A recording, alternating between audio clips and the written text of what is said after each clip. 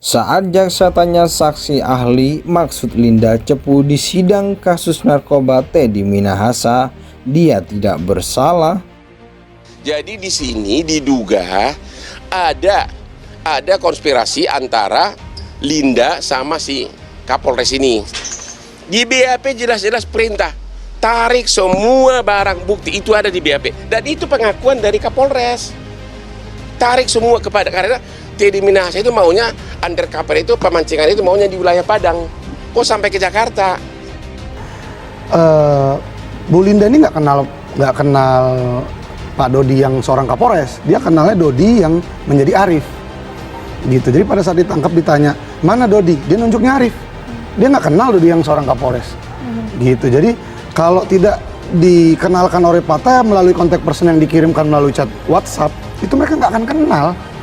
Berarti Gitu. udah sempat berhubungan antara Mami Linda dan juga Dodi ya? Sempat itu berhubungan apa? tapi lewat WA. Perihal Jadi, apa? Perihal bagaimana membawa sabu itu ke Jakarta.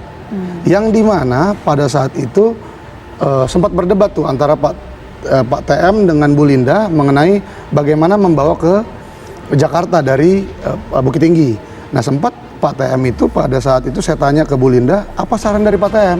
Bu Linda menjawab begini, saya sempat disuruh dari Jakarta ke Bukit Tinggi, terus dari Bukit Tinggi nanti sabunya itu dibawa pakai jalan darat, pakai mobil dan dikawal oleh forrider dari Pak TM, gitu kata Bu Linda. Setelah itu juga Pak TM sempat menyarankan kepada Pak Dodi, ini sepenjelasan Pak Dodi waktu dalam pemeriksaan dan di BAP disebutkan. Dia bilang, Pak Dodi bilang bahwa sabu itu dibawa melalui pesawat, itu saran dari Pak TM. Dan dengan Pak TM, karena koper Pak TM tidak pernah dicek di bandara. Kan mengerikan sekali kan? Nah, ini kan Bapak kan ahli, memang Bapak di sini bukan membahas fakta. Ini keahlian. Kalau kasus seperti itu gimana? Kalau kasus seperti itu, kita harus melihat satu persatu. Ini kasusnya waktu apakah itu barang sudah disita atau barang belum disita.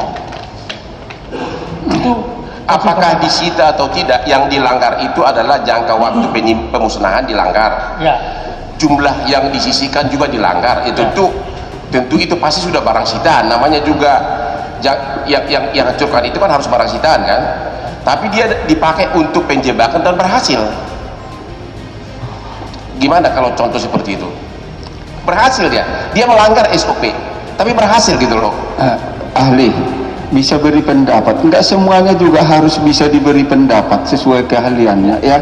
Kalau bisa beri pendapat menyatakan bisa, yang penting sejujurnya, karena memang ahlinya yang disumpah. Ini kan semua enggak yang disumpah ini ya, ahli yang tidak semuanya juga harus aku bisa.